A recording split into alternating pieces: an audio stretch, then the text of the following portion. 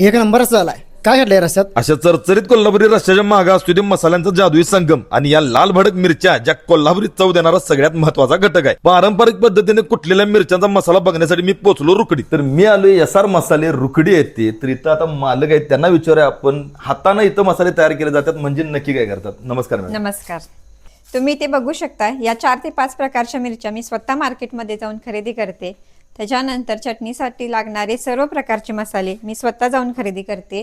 त्याच्यानंतर लागणारे हे आले, लसूण, कांदा, कोथिंबीर स्वतः निवडून, वाळवून, चिरून आम्ही हाताने तयार करतो. त्यामुळे ह्या चटणीला आईच्या हाताची चव आली आहे.